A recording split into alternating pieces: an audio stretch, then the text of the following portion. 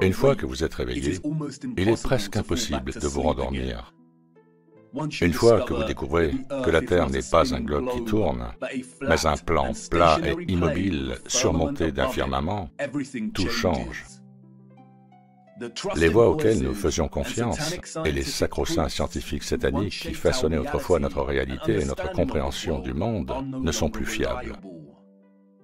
Notre expérience de première main de la Terre, en tant que monde stationnaire, est en contradiction avec leur récit artificiel de l'espace et des planètes en rotation. La scarification de notre Terre et l'exploitation barbare des arbres géants autrefois majestueux sont en contradiction avec les livres d'histoire et les récits géologiques. Et les éveillés se demandent ce qui a bien pu se passer.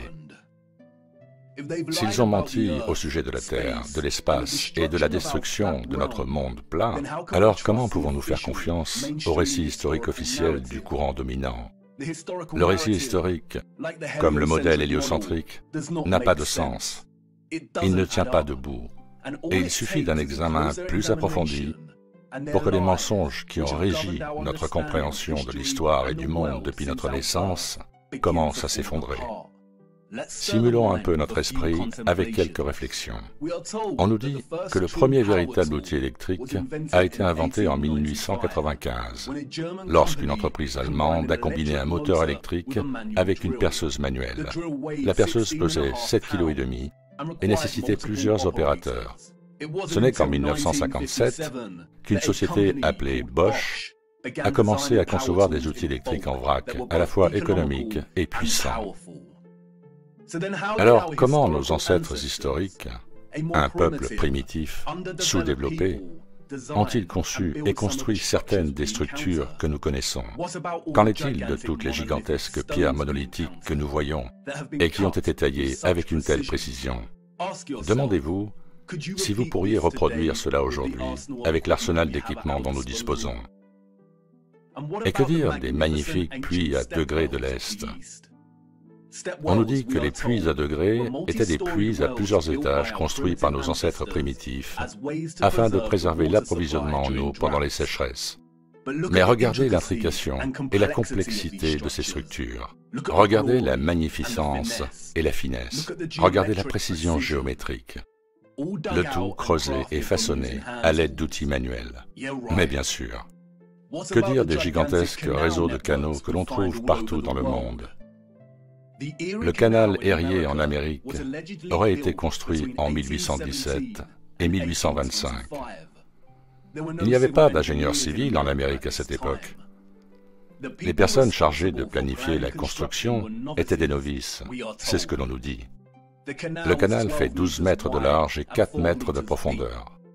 Le canal d'Erie s'étend sur 584 km. Mais les émigrés irlandais et les animaux qui les accompagnaient ne devaient pas se contenter de creuser chaque jour. Ils ont dû abattre des centaines d'arbres en traversant la forêt vierge. Ils ont dû construire des aqueducs, ainsi que des écluses complexes et traverser l'escarpement du Niagara, un mur de calcaire dur de 24 mètres de haut. Ils ont dû utiliser de la poudre noire pour le traverser, nous dit-on, puisque la dynamite n'avait pas encore été inventée. Le canal s'étend sur 584 km et sa construction a duré 8 ans. Cela signifie qu'en moyenne, 1 kilomètre était achevé tous les 8 jours. Quel exploit!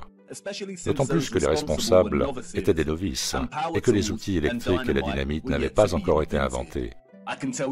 Laissez-moi vous dire tout de suite que les pionniers des Amériques n'ont pas construit ces systèmes de canaux.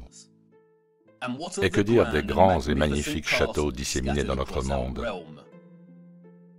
Saviez-vous que la plupart d'entre eux ont été conçus et construits sans système de plomberie ni méthode pour chauffer correctement les pièces? La royauté et les élites du passé se contentaient de survivre sans avoir accès au strict nécessaire, tant qu'ils pouvaient vivre dans le faste et le grandiose, tandis que les paysans, dans leur modeste demeure, jouissaient de la chaleur des longs hivers sombres. Je ne le pense pas. Et bien sûr, il y a l'impossibilité du grand complexe des pyramides de Gizeh. Les pyramides, nous dit-on, ont été construites quelque part autour de 2500 avant Jésus-Christ. La Grande Pyramide elle-même est constituée de 2,3 millions de blocs de calcaire et de granit, et sa structure globale pèse 6 millions de tonnes. Les plus grosses pierres de granit pèsent entre 20 et 80 tonnes chacune.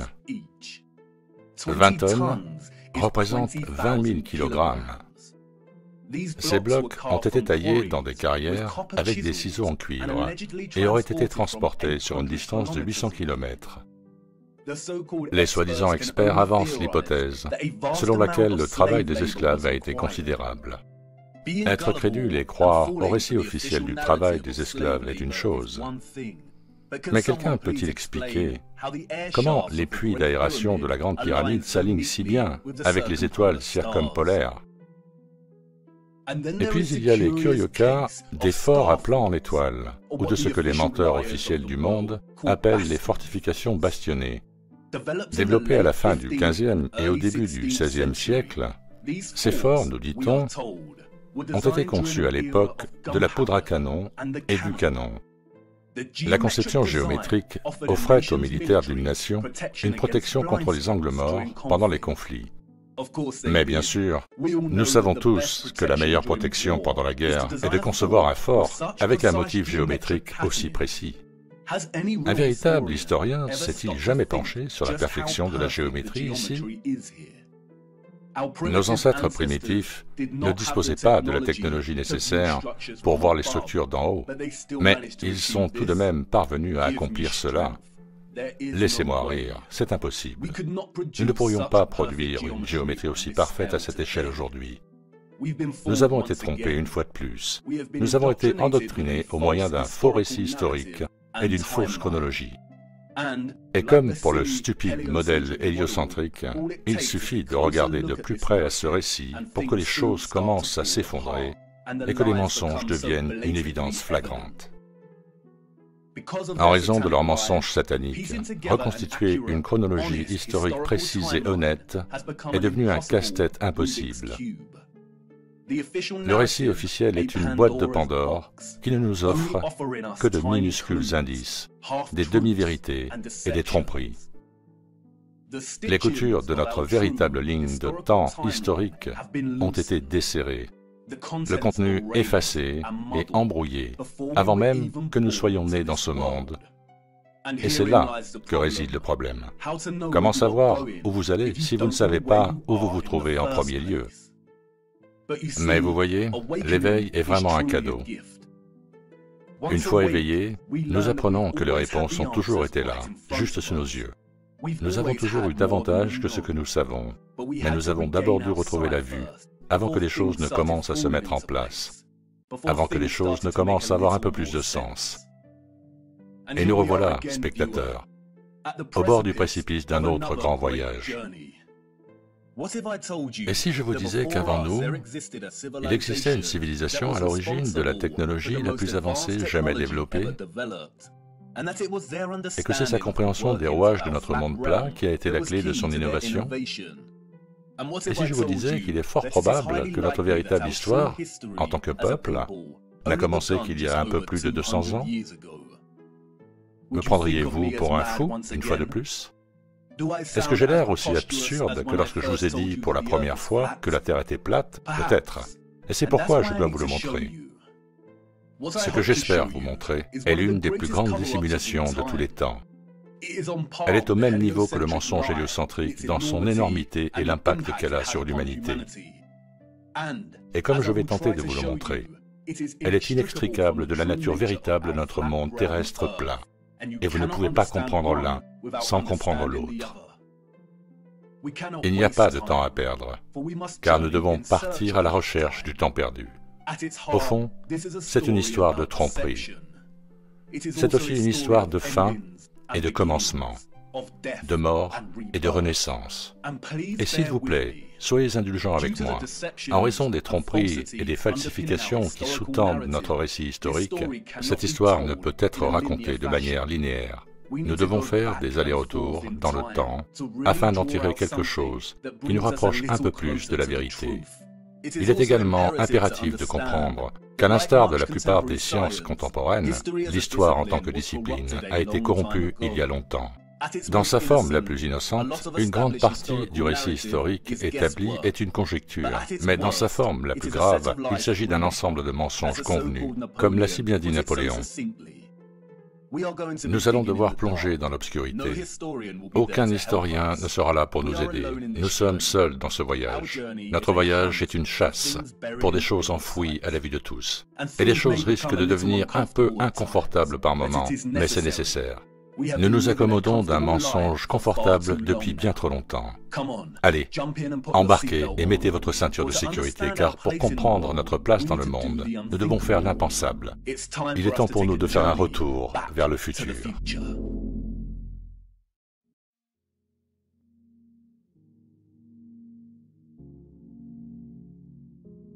Notre voyage commence dans le plus improbable des endroits. 19e siècle, Saint-Pétersbourg. À son entrée, les saints hors de la cathédrale. La ville est froide, les brumes matinales se dissipent à l'approche du soleil, et nos bottes sont couvertes de boue. Nous sommes en 1860, et si Saint-Pétersbourg se dresse royal et fier, ses habitants sont introuvables. C'est calme, trop calme.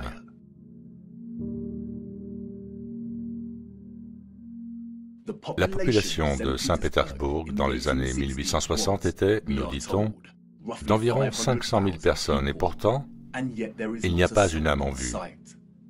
Où sont-ils tous passés?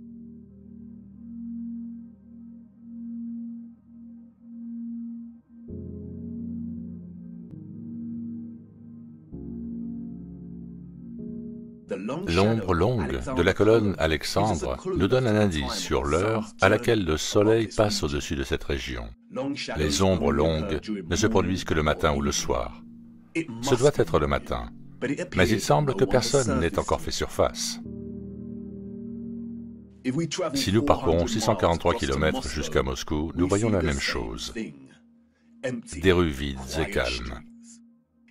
En 1860, Moscou partageait une population similaire à celle de Saint-Pétersbourg, environ 500 000 citoyens. Mais là encore, où sont-ils tous passés?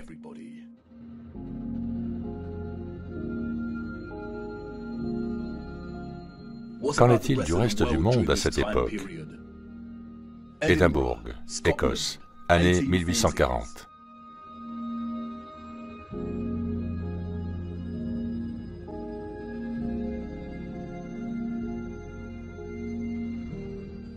Copenhague, Danemark, année 1840. Dresde, Allemagne, année 1860.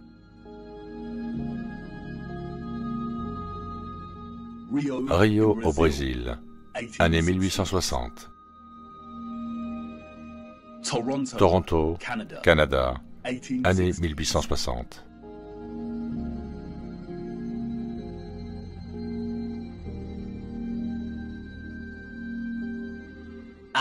Athènes en Grèce, année 1860.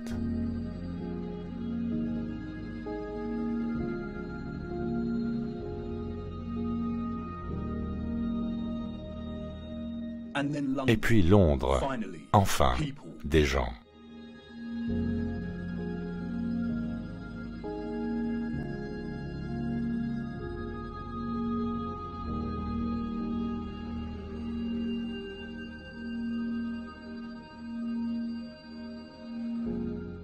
Que dire de Paris?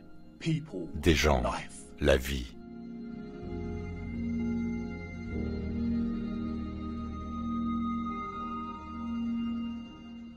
La première photographie, nous dit-on, a été créée en 1822. L'art de la photographie s'appuie sur des méthodes de juxtaposition, de comparaison et de contraste pour délivrer messages et sentiments. Dans ces photographies anciennes, nous ne trouvons pas les mêmes techniques délibérées de juxtaposition que les photographes contemporains utilisent dans leur art, mais plutôt les contrastes naturels qui sont si importants et centraux pour naviguer dans notre histoire trompeuse. Le contraste est un phénomène naturel ou artificiel dans lequel la signification est générée et transmise par la comparaison de deux éléments opposés. Lorsque l'on observe la Russie des années 1860, le contraste est immédiat entre l'absence de population et la taille de ces villes. Même au XIXe siècle, Moscou et Saint-Pétersbourg sont énormes. Les infrastructures que l'on peut voir sur les photographies pourraient contenir une population de plusieurs millions d'habitants. Pourquoi ces villes sont-elles si vastes si la population n'était que de 500 000 personnes dans chacune d'elles? De plus, le récit officiel nous donne une population qui augmente de façon linéaire à partir de 1764. Beaucoup des bâtiments que nous voyons ici ont été construits des années avant que la photo ne soit prise. Les Russes ont-ils simplement planifié bien à l'avance? Mais c'est lorsque la population est introduite dans ces photographies qu'un nouveau contraste émerge, stupéfiant. C'est entre les gens et l'environnement lui-même. Cela peut être dû à la réduction du nombre de personnes ou à la monochromie des images en noir et blanc. Mais elles nous présentent quelque chose que nous avons côtoyé toute notre vie, sans jamais y prêter attention. C'est-à-dire l'énormité et l'impossibilité de l'architecture. Lorsque nous nous engageons dans l'industrie et la pratique du tourisme, nous nous déplaçons d'un endroit à l'autre et nous observons, nous absorbons tout, nous apprenons, nous écoutons tandis que l'on nous explique ce que l'on regarde et comment cela a été créé. Devant une structure comme l'Arc de Triomphe à Paris, on peut même s'exclamer « Waouh, comment ont-ils fait ça ?» Mais le moment, inextricablement lié à l'agitation de la scène, nous empêche peut-être de nous poser cette question avec sincérité. Se tenir devant une structure comme l'Arc de Triomphe, pendant que la foule prend frénétiquement des photos sur ses smartphones, rend tout cela réel, et nous concluons, avant d'être repoussés par de nouveaux touristes, eh bien, ils ont dû le faire d'une manière ou d'une autre, parce que je suis ici et que je le regarde. Au cours de notre endoctrinement à l'école, on nous montre rarement de vieilles photographies des grandes villes disséminées dans notre monde plat. Et peut-être pour une bonne raison. Car lorsque nous marinons sur des images comme celle-ci, et que l'on nous présente la preuve visuelle d'un peuple victorien très primitif, parsemé comme des sauterelles dans l'ombre de la plus magnifique architecture, grandiose et brillante qu'un être humain puisse jamais imaginer, nous commençons à avoir des doutes. En effet, comment ont-ils construit ça? L'Arc de Triomphe est constitué de 36 695 mètres cubes de calcaire et pèse 95 407 tonnes, soit un peu plus de 95 millions de kilos. On nous dit qu'il a fallu 12 ans pour construire l'arc géant en deux périodes différentes, de 1806 à 1814 et de 1832 à 1836. Comment ont-ils transporté cette quantité de calcaire avec les mêmes chevaux et charrettes que nous voyons sur les photographies? Regardez de plus près les 4 sculptures qui ornent chacun de ses côtés. Regardez la complexité des sculptures et le motif de l'ornementation qui encadre l'arche. Chaque section est parfaitement répétée, sans aucune déviation ou incohérence. Le premier véritable outil électrique n'a été inventé que 60 ans après l'achèvement de cette arche. On nous dit qu'elle a été fabriquée à la main. Est-ce même possible? Et puis, il y a le plafond de l'arche. Des roses immaculées sculptées en 3 dimensions, parfaites dans leur symétrie géométrique. La nuance du détail et la finesse de chaque pétale et des bordures transversales est époustouflante. Regardez le reste de Paris à cette époque. Encore une fois, une pléthore de structures incroyables, gigantesques et magnifiques. L'infrastructure de la ville est grandiose, et les gens, ainsi que leurs moyens de transport, sont primitifs, peu sophistiqués, et ne semblent pas du tout développés au point de produire une ville comme celle-ci. Les routes sont mal pavées et irrégulières. Elles sont sales et boueuses. Nous voyons également à cette époque des bâtiments dont l'architecture s'aligne sur celle des habitants, des bâtiments en proportions difformes, moins développés et raffinés, charmants à leur manière mais grossiers dans leur utilisation du bois et du plâtre. C'est exactement le type d'architecture que l'on attend d'une génération vivant à l'ère du cheval et de la charrette, une génération ignorante des découvertes technologiques qui allaient suivre dans les années à venir. De plus, au moment de cette photographie, l'arche a environ 40 ans depuis son achèvement. Mais pouvez-vous voir à quel point certaines parties de la structure sont usées? L'altération de la pierre suggère que l'arche est beaucoup plus ancienne. Alors que nous approchons de la fin du XIXe siècle, nous constatons que les moscovites se sont enfin décidés à quitter leur maison et à s'aventurer dans les rues. La fameuse place rouge est maintenant animée. La cathédrale Saint-Basile et la tour Spasskaya dominent le cadre de la place. La construction de la cathédrale Saint-Basile a commencé en 1555 et s'est achevée en 1561, soit 6 ans seulement. Elle a subi un énorme incendie en 1737 et a été restaurée pendant 20 ans. Mais regardez-la, quelle structure! Presque irréelle et ne ressemblant à aucune autre. Elle est composée de milliers de briques rouges et de tôles d'étain qui ont été façonnées pour former les dômes en oignon caractéristiques que nous voyons. Regardez de plus près la complexité des dômes. Comment ont-ils plié le métal pour atteindre une telle précision et perfection au XVIIIe siècle? Et encore une fois, s'ils avaient les compétences et le dévouement pour construire une telle merveille, pourquoi les conditions de la route sont-elles si mauvaises et couvertes de boue? Nous voyons ces incroyables structures et bâtiments partout sur les photographies du XIXe siècle. Nous avons le merveilleux palais de cristal de Londres, une structure monstrueuse avec la plus grande surface de verre jamais vue dans un bâtiment. Et tout cela construit avant que l'Angleterre n'ait une usine de fabrication de verre automatique. Nous avons l'abbé et le Parlement de Westminster.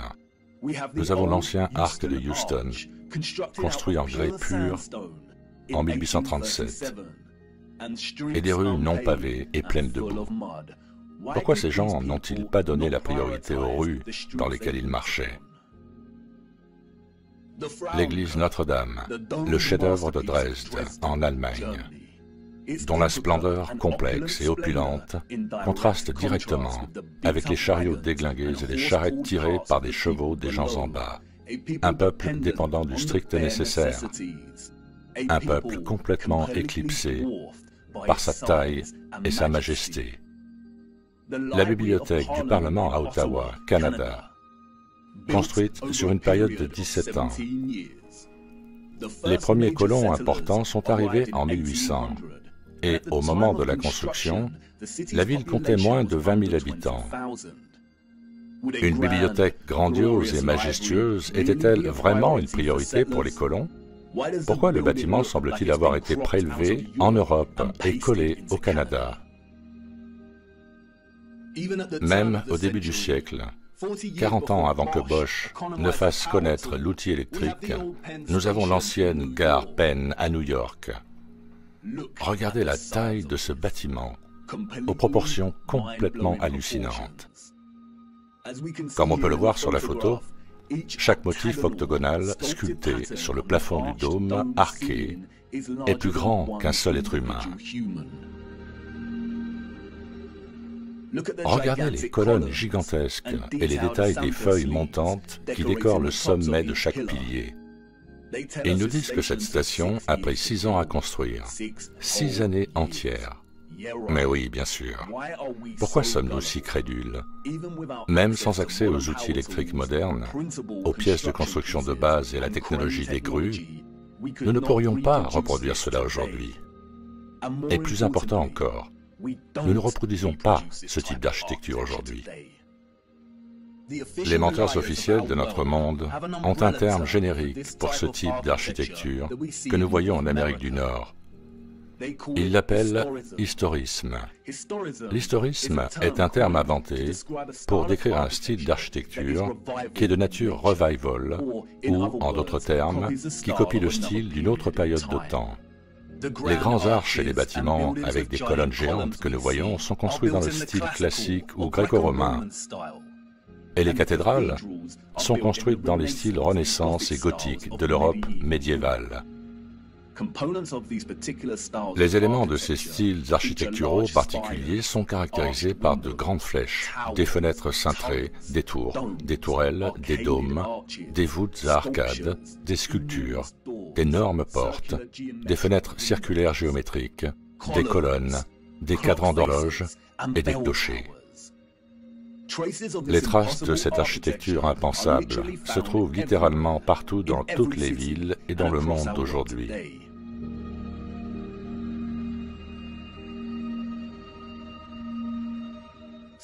Certaines sont préservées et entretenues, comme l'Arc de Triomphe et Notre-Dame de Paris. D'autres sont perdues et oubliées par le temps, comme l'Arche de Houston et l'ancienne gare Penn de New York. En tant que peuple, nous parcourons des kilomètres pour prendre nos propres photos de ces merveilles.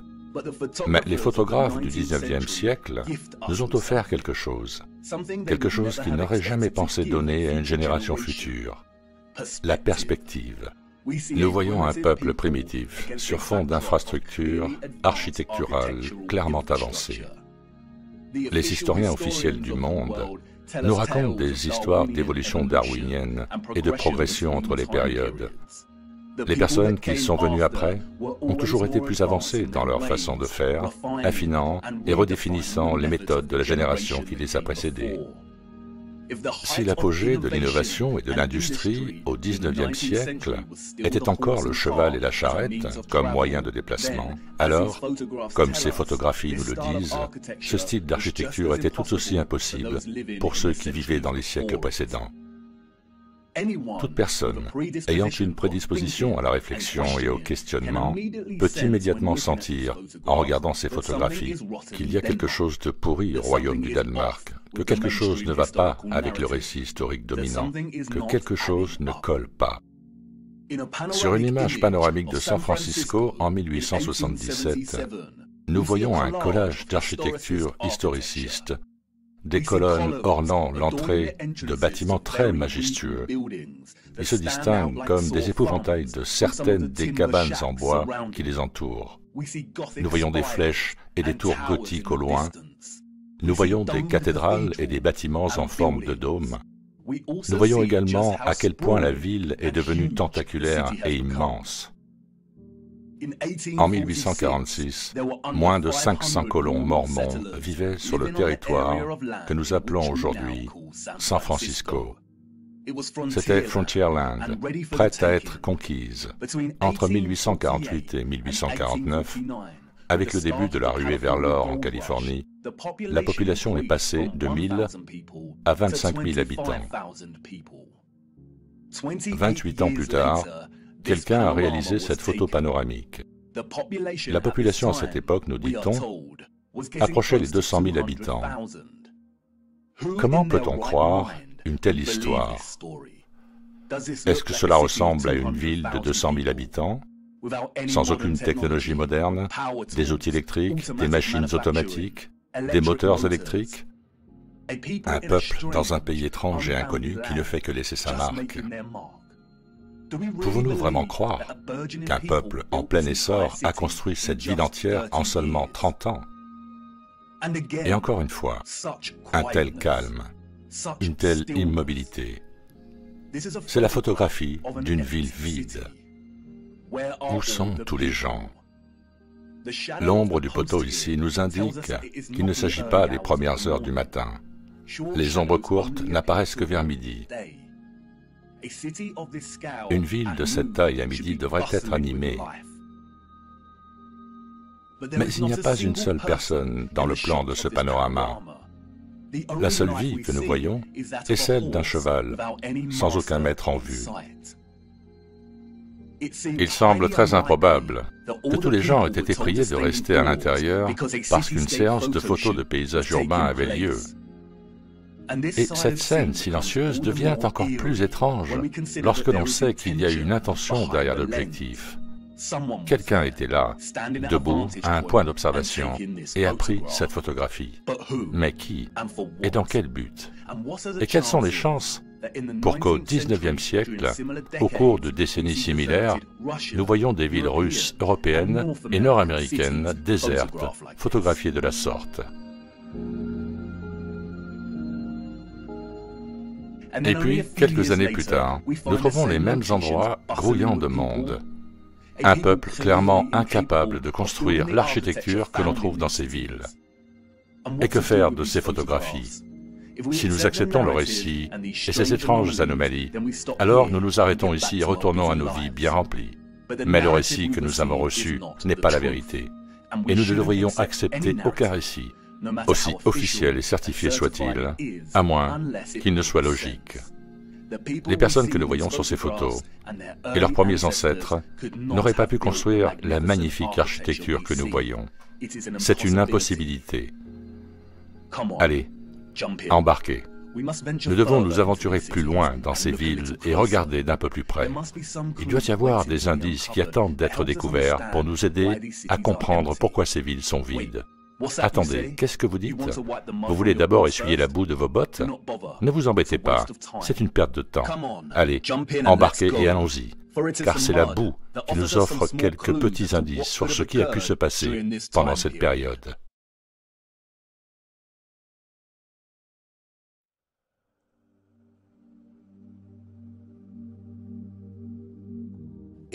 En juin 2011, Christchurch, en Nouvelle-Zélande, a subi un tremblement de terre qui a laissé une grande partie de la ville dans le chaos, détruisant des bâtiments et des infrastructures et laissant plus de 50 000 foyers sans électricité. Des maisons se sont effondrées, des conduites d'eau se sont rompues, des inondations ont eu lieu et des incendies ont éclaté en raison de la rupture des lignes électriques. Du fait des forts mouvements du sol et des secousses intenses, une partie de la ville a connu un phénomène étrange, connu sous le nom de liquéfaction du sol. Des éboulements de sable ont émergé des routes asphaltées, faisant basculer et sombrer les voitures et provoquant la chute de blocs rocheux des collines, entraînant davantage de dommages aux habitations. La liquéfaction du sol se produit lorsqu'un sol saturé perd sa force et sa rigidité en réponse à une contrainte appliquée, comme des secousses ou d'autres changements soudains, comme une forte explosion. Un sol saturé, meuble ou du sable a tendance à se comprimer lorsqu'une charge est appliquée. Mais en cas de contrainte telle qu'une secousse ou une explosion, on observe le contraire. Le sol a tendance à se diluer et il en résulte des sables mouvants ou de l'argile rapide traître. La terre se transforme en liquide, ce qui fait que les structures de masse lourdes comme les bâtiments, les infrastructures et les voitures commencent à s'enfoncer, se renversent ou s'effondrent. Cela peut également affecter les barrages et les ponts. Les courants de turbidité peuvent également former d'énormes glissements de terrain impossibles à arrêter. Dans le pire des cas, des villes entières peuvent être détruites. Comme vous pouvez le voir, la liquéfaction peut déplacer des zones entières de terre. La boue peut s'élever de façon spectaculaire et rapide, et sa force destructrice est inarrêtable. C'est un phénomène bien documenté. Le tremblement de terre de 1964 à Niigata, au Japon, a provoqué une liquéfaction, et on peut en voir les effets très clairement sur ces photos. La même chose ici, avec le tremblement de terre de 1964 en Alaska. Des bâtiments qui tombent, des voitures qui coulent, des infrastructures qui s'effondrent. Une fois la tension retombée, le sol commence à se solidifier à nouveau, et nous pouvons voir les conséquences. Des rues boueuses et inégales subsistent là où il y avait autrefois un revêtement routier. Si nous revenons aux photographies des villes du XIXe siècle, nous constatons une situation similaire ici. Les routes sont peu raffinées et pleines de boue. Nous voyons partout des routes inégales, grossières et boueuses, sans sophistication, sur fond d'architecture raffinée, sophistiquée et magnifique. Ces villes auraient-elles pu subir le même sort de liquéfaction du sol qu'à une époque plus récente? Peut-être. Mais malheureusement, les routes boueuses ne sont pas une preuve suffisante pour tirer des conclusions, n'est-ce pas? Les enfants sont ceux qui posent les questions les plus essentielles et les adultes, dans leur stupeur brumeuse, fournissent généralement les réponses les plus insatisfaisantes, régurgitant souvent des informations savantes et absurdes qui laissent l'imagination de l'enfant insatisfaite. En se traînant le long de ces routes boueuses du XIXe siècle et en observant son environnement, un enfant peut se demander « Pourquoi ont-ils construit les fenêtres si bas par rapport au sol ?» Et quelle excellente question! Oui, pourquoi en effet ont-ils construit des fenêtres au niveau du sol? Car voyez-vous, les personnes que nous voyons sur ces photos n'ont malheureusement pas construit cette architecture. Et peut-être que certaines d'entre elles, à un moment donné de leur vie quotidienne bien remplie, se posent exactement la même question. Nous le voyons partout. Fenêtres au niveau du sol.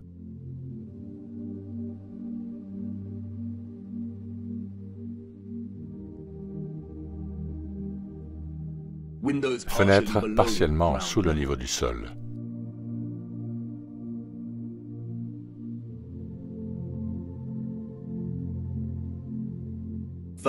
L'entrée du premier étage est surélevée par rapport au niveau du sol.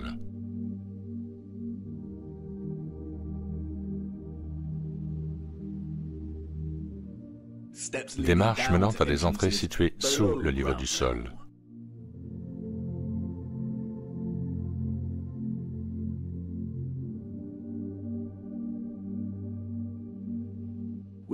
Nous pouvons le constater dans presque toutes les grandes villes de notre monde, à la fois sur des photographies anciennes et lorsque nous marchons dans les rues aujourd'hui. Et qu'est-ce que cela nous apprend? Qu'une société ayant accès à des outils de construction modestes, à des chevaux et à des charrettes, a construit ces infrastructures en dépensant d'innombrables heures et de l'énergie à défricher un terrain de plus de 3 mètres de profondeur pour commencer sa construction. La construction des sous-sols est un travail incroyablement difficile. Depuis le XXe siècle, les grandes machines d'excavation telles que les tractopelles et les engins à chargement frontal ont permis de réduire considérablement le temps et la main-d'œuvre nécessaires pour creuser un sous-sol par rapport au terrassement manuel avec une bêche. On pourrait peut-être dire que nos ancêtres historiques étaient aussi dévoués à l'architecture qu'ils construisaient et que beaucoup des bâtiments enfoncés que nous voyons sont en fait dus à des élévations et à des dépressions dans le paysage naturel. Le récit officiel, toujours plein d'incohérences, suffirait peut-être s'il n'y avait pas de fouilles contemporaines. Lorsque nous regardons des photographies comme celle-ci, nous nous rendons immédiatement compte que ce que nous voyons, ce sont des fenêtres et des portes situées à 2 ou 3 mètres sous la surface du sol. Pourquoi y a-t-il des fenêtres et des portes sous terre?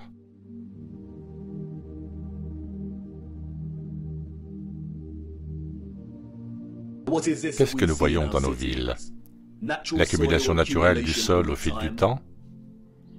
Les géologues n'ont jamais été capables d'attribuer une valeur cohérente à l'accumulation naturelle de terre végétale dans le monde entier, car c'est impossible.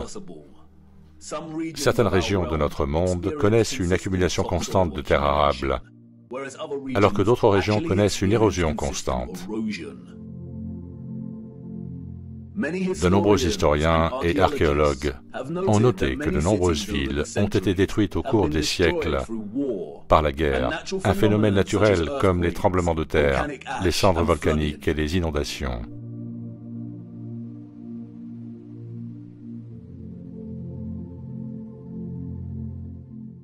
Ne s'agit-il pas simplement des couches des civilisations précédentes?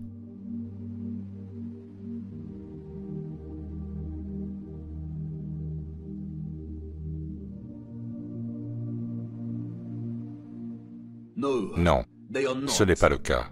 Nous voyons encore et encore des étages entiers de bâtiments qui correspondent à l'architecture existante au-dessus de la couche de terre.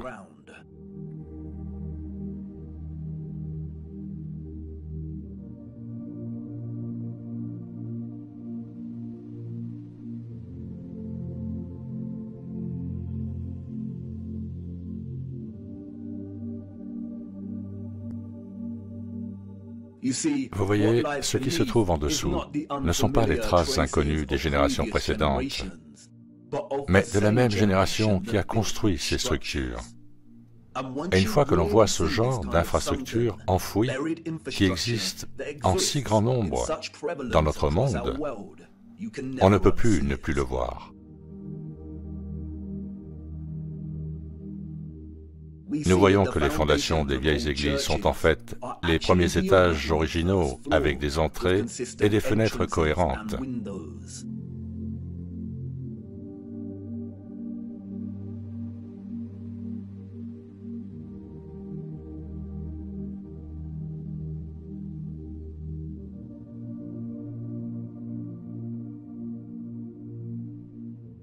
Nous voyons des mosaïques déterrées.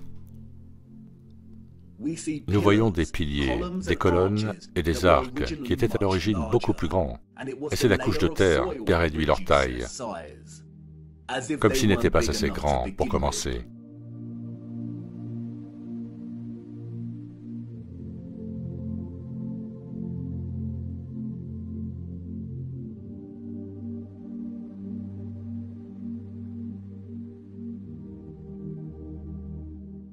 Et comme avec le tremblement de terre de 1964 dans le Niigata au Japon, nous trouvons aussi beaucoup de structures dites anciennes qui penchent comme si à un moment donné le sol sous ces structures s'était relâché et liquéfié.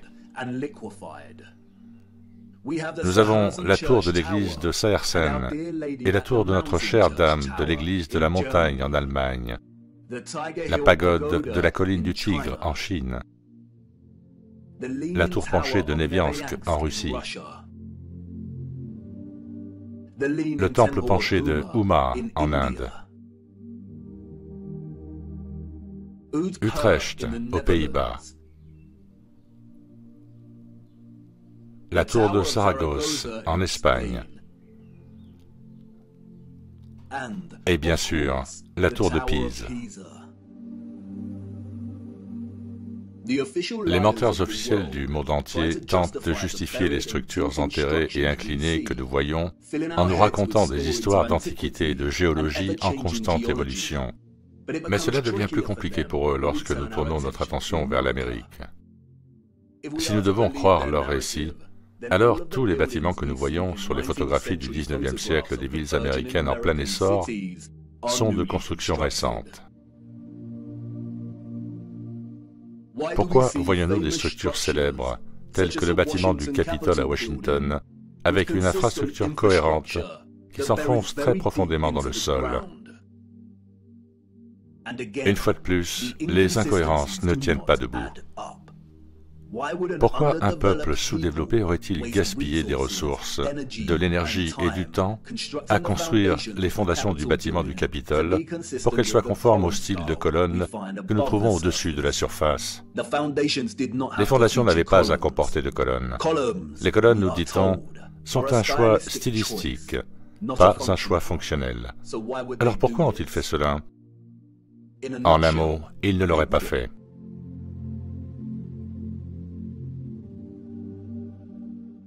Nous voyons des images qui suggèrent que les gens du 19e siècle se préoccupaient en fait de déplacer une grande partie de l'énorme quantité de boue présente ici, de niveler le sol et d'excaver les structures existantes.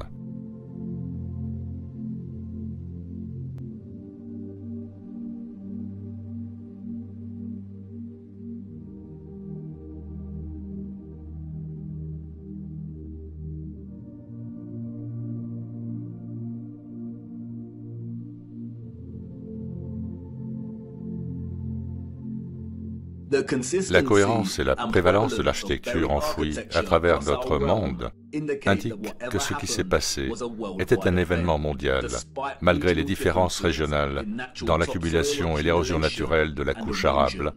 Et il n'y a aucune explication officielle qui justifie l'architecture enfouie que nous voyons. Aucune explication n'est fournie pour justifier la quantité de boue que l'on voit sur les photographies de nos villes au XIXe siècle. Sur les routes, des amas de boue provenant du déblaiement, des routes inégales, des terres ravagées, mais une architecture grandiose, parfaite et intacte.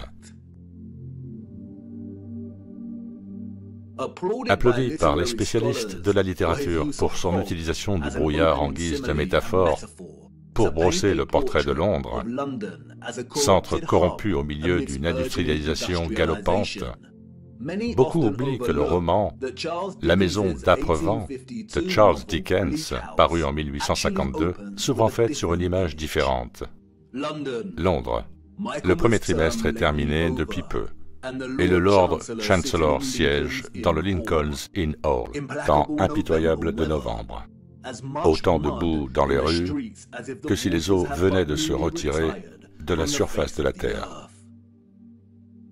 La liquéfaction a causé des ravages à Christchurch et dans le Niigata, mais il s'agissait de tremblements de terre isolés, et seules certaines parties de chaque ville ont été touchées.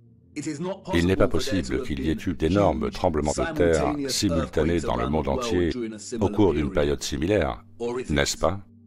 Même Wikipédia nous dit que la liquéfaction peut se produire naturellement ou artificiellement, à la suite d'un tremblement de terre ou d'un autre changement soudain des conditions de stress.